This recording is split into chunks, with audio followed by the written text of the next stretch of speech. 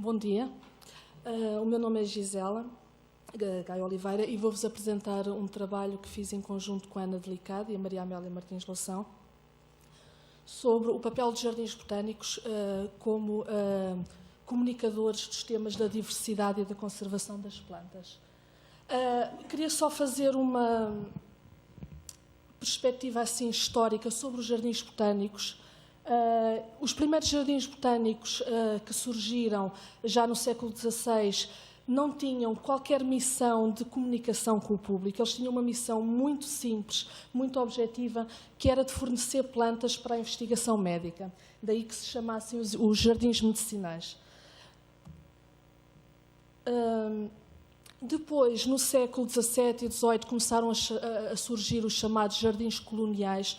Eram jardins em que se cultivavam aquelas espécies novas que se descobriam nas colónias dos países europeus, e esses jardins até funcionavam um bocadinho como expositores de algum poder colonial desse país que tinha o jardim botânico. Em termos de comunicação, também não havia grande comunicação aqui com o público, era essencialmente reduzida àquelas tabuletas que vocês devem conhecer, que têm a identificação da espécie, o nome comum, a localização geográfica. Surgiram também os chamados jardins linneanos, em homenagem ao Linneu, pai da taxonomia moderna, e nestes jardins começou-se a dar uma grande importância à investigação científica, à investigação das relações taxonómicas das plantas. E eram jardins já muito ligados à investigação feita nas universidades. Em termos de comunicação com o público, também não era dada essa prioridade, mas, naturalmente, todos estes jardins botânicos serviam o público, quanto mais não seja pelo ponto de vista lúdico de lazer, para onde as pessoas iam passear. Entrando no século XX, há algo que acontece que é importante e que muda drasticamente a missão de um jardim botânico. Num congresso de botânica de 99, há uma declaração assinada por cerca de 5.000 botânicos que refere as grandes ameaças a que as plantas estão sujeitas devido, portanto, podendo mesmo 2/3 das plantas entrar em risco de extinção, e estas ameaças deviam-se essencialmente a perigos como a poluição, destruição de habitats, alterações climáticas. Em 2002 é assinada por 193 países a Estratégia Global para a Conservação das Plantas, também Portugal assinou. Entretanto, esta estratégia já foi atualizada, estamos na segunda década, por assim dizer, da estratégia, e é uma estratégia que tem cinco objetivos principais, 16 metas, mas em que essencialmente o grande objetivo é travar a perda de diversidade vegetal e alertar o público para as ameaças a que as plantas estão sujeitas. Daí que, atualmente, no final do século XX e agora no século XXI, os jardins botânicos que são projetados já têm esta missão muito patente, que é a missão da conservação da diversidade genética das plantas, tanto no local onde elas crescem, onde estão ameaçadas, ex situ, portanto, aqui o jardim botânico já vai para fora das suas próprias instalações, mas também o próprio jardim botânico funcionar como uma espécie de jardim-santuário. Queria só realçar o facto de que todos estes jardins botânicos, mesmo os mais antigos, que continuam a existir, estes criados no século XVI, todos eles atualmente têm esta missão como a sua missão principal de conservação das plantas. Para aqui, no nosso caso, que estamos a falar de comunicação de ciência, o que importa falar agora é a meta 14 da Estratégia Global. É uma meta que refere a importância de desenvolver programas de comunicação, educação e sensibilização do público para estas questões. Esta meta foi decidido que o local mais importante onde desenvolver esta comunicação seria os jardins botânicos. Há mais de 2.500 jardins botânicos por todo o mundo, são visitados anualmente por mais de 200 milhões de pessoas, portanto, eles têm um papel essencial na comunicação das questões da diversidade. E foi esta a pergunta que nós fizemos: de que forma é que atualmente os jardins botânicos estão a comunicar com o público? Isto é um bocadinho... acho que dá para ver. Fizemos um inquérito online a cerca de um pouco mais de 900 jardins botânicos. Tivemos a resposta de 206 jardins botânicos, como podem ver espalhados, enfim, por todo o mundo, num total de 61 países. E quando fomos, enfim, o inquérito é relativamente vasto e eu vou-vos apresentar aqui apenas alguns dos resultados que já tivemos com esse inquérito. Quando fomos verificar quantos jardins botânicos é que disponibilizavam para o público informação científica para lá daquela, enfim, em termos de painéis interpretativos, mas para lá daquelas tabuletas de identificação da espécie, verificamos que realmente a grande maioria dos jardins botânicos, 75%, disponibiliza essa informação. No entanto, se pensarmos em conteúdos que são disponibilizados para o público, conteúdos de científicos, conteúdos sobre plantas, verificamos, eu acho que saltei um slide, não, eu é que saltei a informação, mas não faz mal. Verificamos que a nível de conteúdos impressos, realmente os jardins botânicos, a maioria, 67%, disponibiliza esse tipo de informação para o público, mas quando pensamos em conteúdos disponibilizados online, que sempre têm a vantagem de poder apanhar mais público e mesmo público distante do espaço do jardim botânico, a maioria dos jardins botânicos não disponibiliza esse tipo de conteúdo.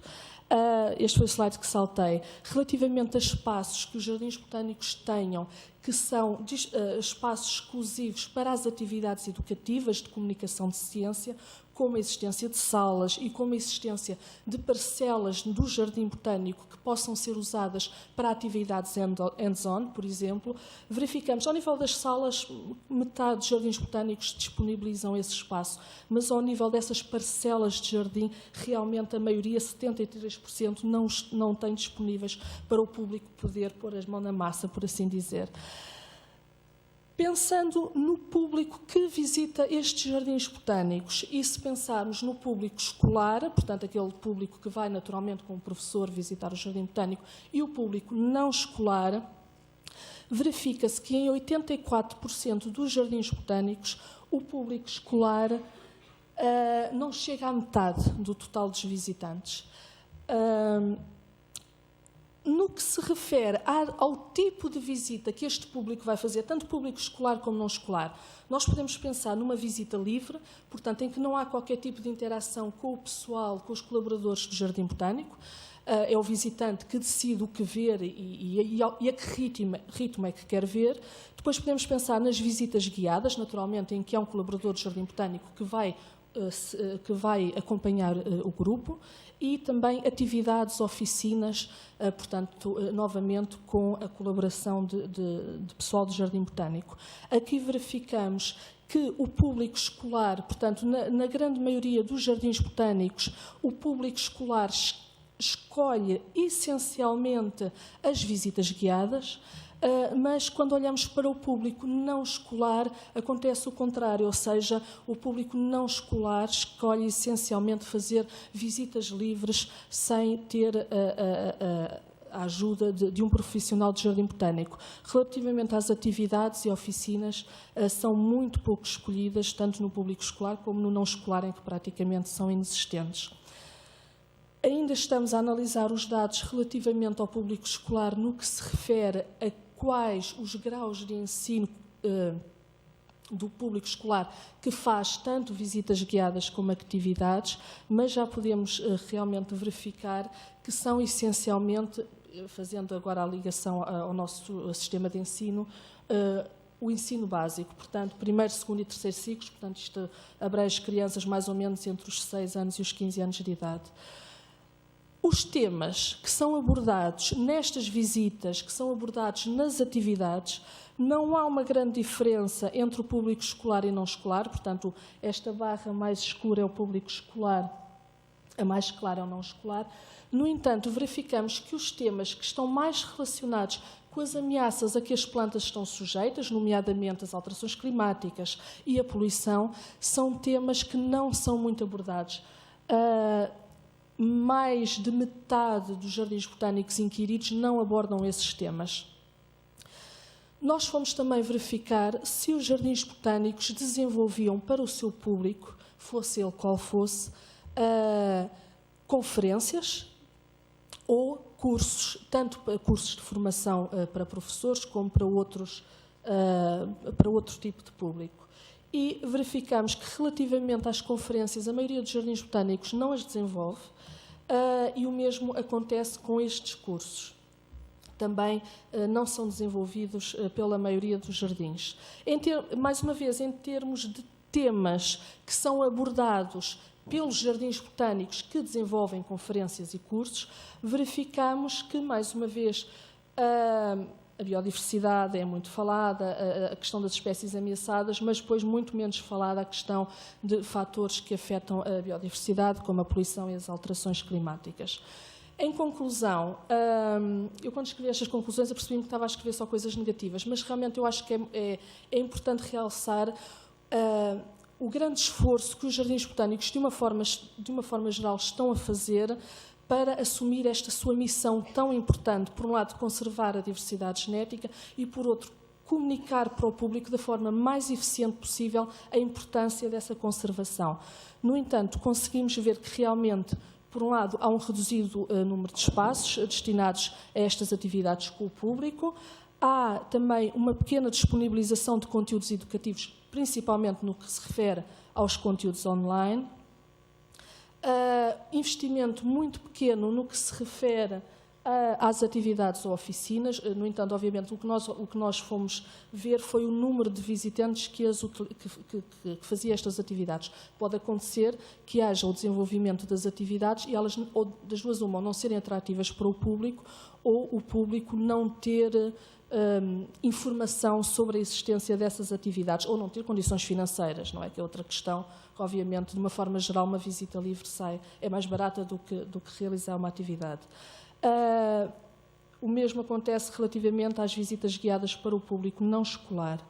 Depois, há realmente a necessidade dos jardins botânicos também se começarem a virar para outro público, que não seja apenas o público escolar, neste caso do ensino básico, portanto, apanhar também, se calhar, o público geral e também de outros níveis de ensino, e começar a desenvolver mais conferências, essencialmente cursos. Falaram agora há pouco tempo da questão dos cursos de formação para professores, que são muito importantes. Lá está, para o professor poder, de uma forma rápida, transmitir esse conhecimento. E, por outro lado, também é necessário começar a investir mais nos temas que estão mais relacionados com as razões, portanto, com as ameaças a que as plantas estão sujeitas, como os temas da poluição, das alterações climáticas e da destruição dos habitats. E é tudo. Muito obrigada.